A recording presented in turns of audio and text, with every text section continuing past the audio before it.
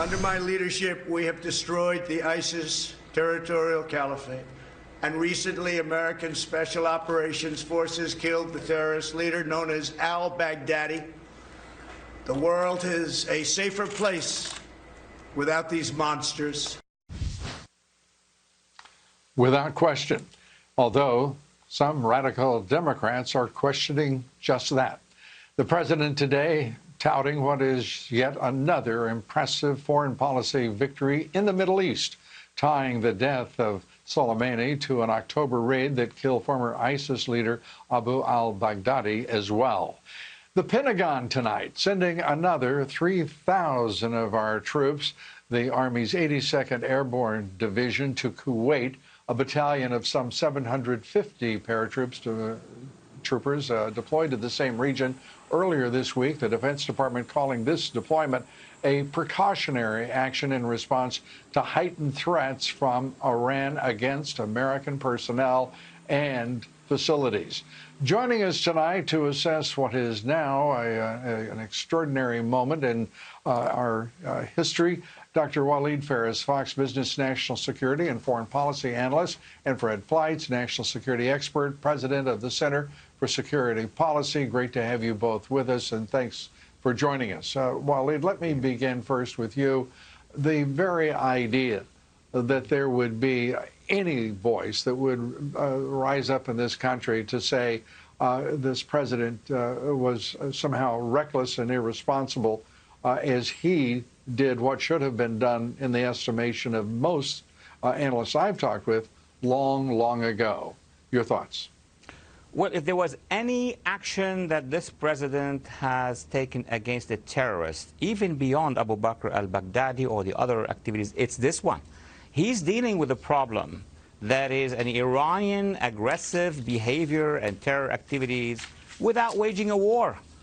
People are talking about war. What war? A war you're going to have 100,000 people, an invasion of Iraq, or an, said invasion of Iran. This is not happening. These are counter-terrorism operations. And he did the right thing because Soleimani and his networks were preparing for a campaign against U.S. military, diplomats, civilians, and others, in addition to what they have been doing in terms of repressing the Iraqis, killing 600 or 700 of them. So this was a successful operation, no American casualties, and we are warning the Iranians not to try to open a war because the president wants to end these wars.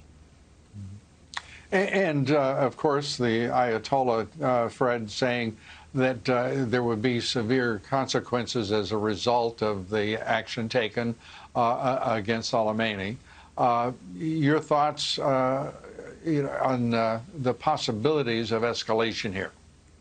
Well, Luke, I was on the House Intelligence Committee. I know something about covert actions. There's supposed to be a notification to Congress, maybe to the Gang of Eight, the top 8 members of Congress, before these things take place. But the law says if the president doesn't do this, he's supposed to just notify Congress in a timely manner with the reason he didn't notify them. Well, Lou, we know why he didn't notify them in advance, because he thought information about this would leak, because Congress, the Democrats, have politicized national security to such a point that the president cannot trust them with information that would put lives at risk. And I think the president did the right thing.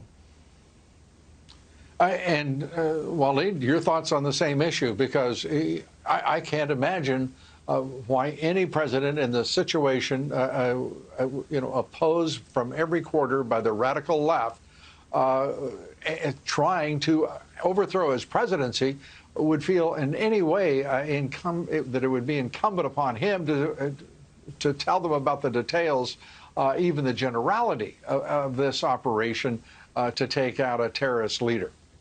Look, I agree with Fred's assessment, and he has been inside the government. He knows about those things. Basically, if this was a war, because some parts of the critics are saying, oh, he's taking us to a war, then of course he's going to go to Congress and then talk with the leaders. If this was a special operation, and it was, he has the discretion of informing the congressional leaders, Gang of Eight and more. But if the situation is very critical, he has the ability of conducting the operation and then, of course, informing the congressional leaders. At the end of the day, the legislative branch will have that information, but it's under his capacity to conduct this very serious and leaks could damage this operation. And all what we heard about leaking over the past 2 to 3 years are not going to be encouraging the president to share this information at this point in time.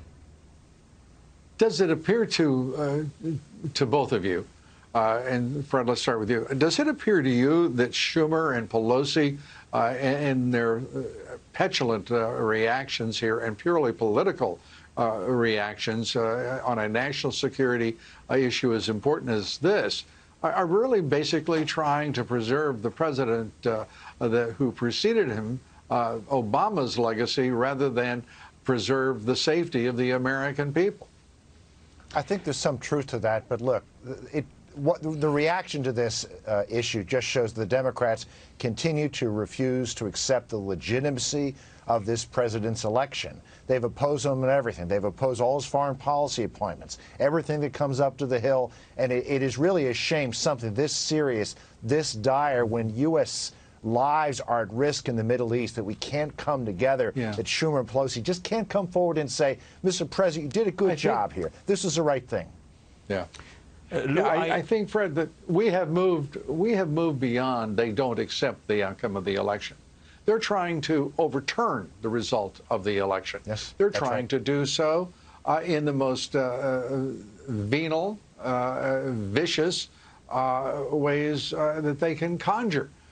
There is a corruption within this party, the Democratic Party, that would have been unthinkable just 3 years ago. Only because we didn't know the extent of their corruption and their intent to overthrow this president. Waleed? Look, Lou, I agree with you that in addition to deep domestic politics that are now sad and that are impacting our national security and our foreign policy, and this was an example, there is this a phenomenon I don't understand why many of the critics in the opposition are hanging to that Iran deal. I mean, the Iranian people, the Iraqi people, everybody in the neighborhood are against it, and then they criticize the president if he takes action when national security wants him to take action. This should be a moment of celebration and commendation of the president, his national security team, our military, all of our forces and allies. It is that for most Americans. For the Democratic Party, it will have much to explain to at least those who write the next chapter of history. Waleed Phares, Fred Fleitz, thanks for being with us. We appreciate it. Good to be here. Thank you. Thank you.